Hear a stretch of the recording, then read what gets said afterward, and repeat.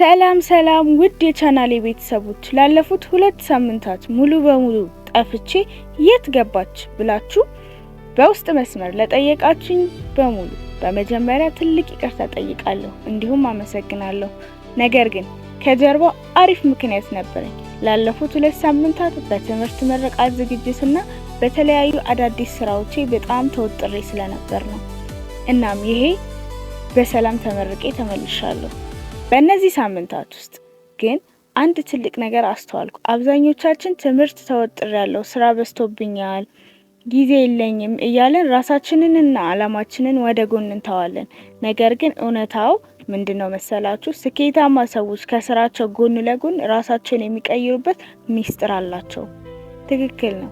ስለዚህ ዛሬ ከስራና ከተለያየ ውጥረት ጎን ለጎን ራሳችንንና አቋማችንን እንዴት መቀየር እንደምንችልና ይህንን የክረምት ወቅት ተጠቅመን በ21 ቀን ውስጥ ሙሉ በሙሉ አዲስ ሰው ሆነን የምንመጣበትን እጅግ አስገራሚ መመሪያ ይዤላችሁ መጥቻለሁ። ቪዲዮውን አሁኑኑ ላይክ ያድርጉና ቀጥታ ወደ መጀመሪያው ወሳኝ ነጥብ እንግባ። ጊዜ የለኝም የምንለው ለምሳሌ አብዛኛው ሰው ከስራ ወይም ከትምህርት መልስ እቤት ሲገባ የሚናገረው የመጀመሪያ ነገር በጣም ደክሞኛል፣ ጊዜ የለኝም የሚል ነው። ነገር ግን እስቲ ራሳችሁን በጥንቃቄ ጠይቁ። እውነት ጊዜ አጣችሁ ወይስ ጊዜያችሁን አባከናችሁ? የ2 ሰዓት ህግ the 2 hours rule። እስቲ ይሄኛውን እንየው። በቀን ውስጥ 24 ሰዓት አለ። 8 ሰዓት ብንተኛ፣ 9 ሰዓት ብንሰራ ወይም ብንማር የቀረን 7 ሰዓት ደግሞ ከዚህ 7 ሰዓት ውስጥ ለራሳችሁ እድገትና አቋም መለወጫ የሚሆን 2 ሰዓት ብቻ መስጠት አትችሉ? ትችላላችሁ።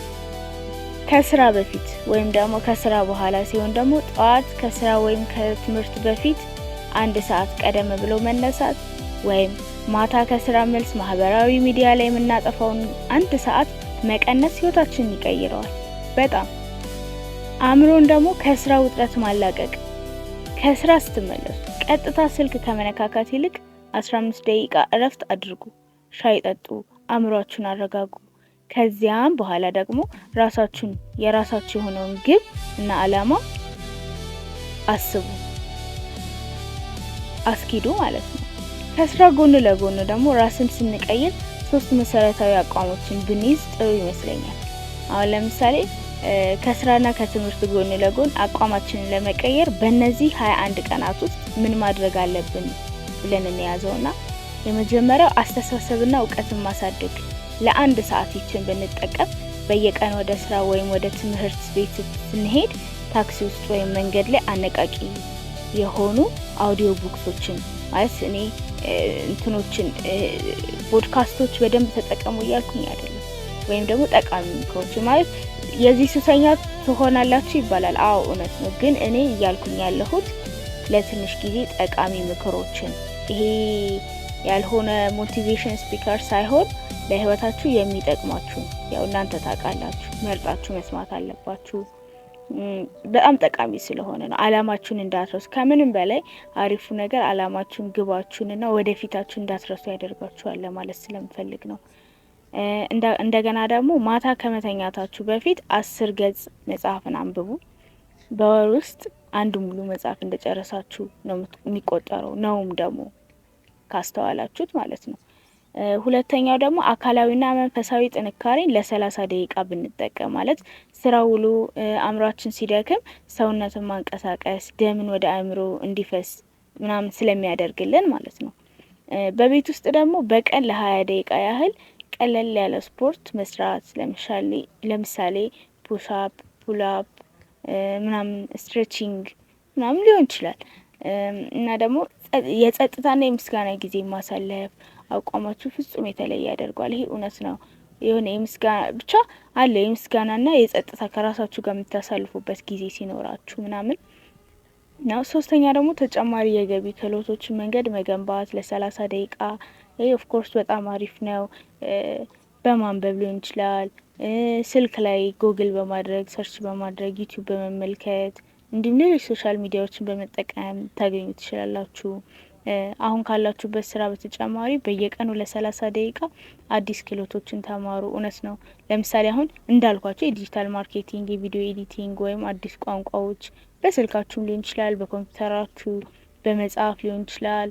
ባገኛችሁት ሊያስጠቅማችሁ በሚችል ነገር መጠቀም ትችላላችሁ። እንደገና ደግሞ በ21 ቀን ውስጥ አዲስ በር የሚከፍትላችሁን ክህሎት ባለቤት ትሆናላችሁ። እውነት ነው። በዛውም እኮ እናንተ እነዚህን ስትጠቀሙ ሳታውቁት ለራሳችሁ የሌላ ክህሎት ባለቤት እየሆናችሁ ነው። ትልቅ ነገር እያዳበራችሁበት ስለምትሄዱ ማለት ነው። እንደገና ደግሞ አሁን ለምሳሌ የ21 ቀን የክረምት ቻሌንጃችንን ተግባራዊ የምናደርገው በቁርጠኝነትና በተግባራዊ መመሪያ ነው። እውነት ነው። ቁርጠኝነትና ተግባራዊነት ከሌለብን በአፍ ብቻ ከሆንን አይሆንም ማለት ነው። እና ቆርጠን መተግበር ስላለብን ነው። እና እስቲ ትንሽ ይህንን በእቅድ ደግሞ ስናስቀምጠው አሁን ይሄን ሁሉ አጠቃለን ወደዚህ የ21 ቀን የክረምት ቻሌንጅ እንገባለን። ምን እናደርገዋለን መሰላችሁ? ሳምንት አንድ ላይ ከቀን 1 እስከ 7 አስፈላጊ ነገሮችን መቀነስ፣ ከስራ ውጪ ያሉ ተባካኝ ሰዓቶችን በተለይ ሶሻል ሚዲያ መቀነስ። ሳምንት 2 ላይ ደግሞ ምን ታደርጋላችሁ መሰላችሁ? ከ8 እስከ 14 አይደለም የሚሆነው ወጥ የሆነ ልማድን መገንባት። በየቀኑ በወሰናችሁበት ሰዓት ለምሳሌ ማታ ከወሰናችሁ ከ2 ሰዓት እስከ 4 ሰዓት ለራሳችሁ እድገት ብቻ መስራት አለባችሁ ማለት ነው።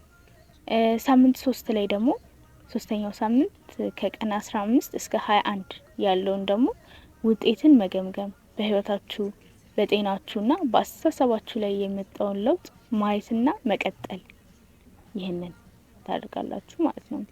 እና ምን ልላችሁ ነው መሰላችሁ? እኔ በትምህርትና በስራ ውጥረት ውስጥ ሆኜ እንኳን ተመልሼ ከእናንተ ጋር ለመስራት ከወሰንኩ እናንተ ደግሞ ከስራችሁ ጎን ለጎን እራሳችሁን ለመቀየር ምንም የሚያዳግታችሁ ነገር እንደሌለ ነው ማምነው ማለት ነው። ከዛሬ ጀምሮ ደግሞ ከኔ ጋር በዚህ የ21 ቀን የክረምት ቻሌንጅ ለመሳተፍ ዝግጁ ከሆናችሁ በሙሉ ኮሜንት ላይ እኔ ከስራዬ ጋር ጎን ለጎን ራሴን እቀይራለሁ ብላችሁ ጻፉልኝ።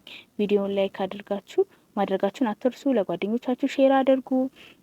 በቀጣይ ገራሚ ቪዲዮ ደግሞ እስክንገናኝ ድረስ ቻናሉን ሰብስክራይብ እያደረጋችሁ በቅርብ ቀን አዲስ ቪዲዮ እስክንገናኝ ድረስ ሰላም ቆዩልን እላለሁ። ቴንኪዩ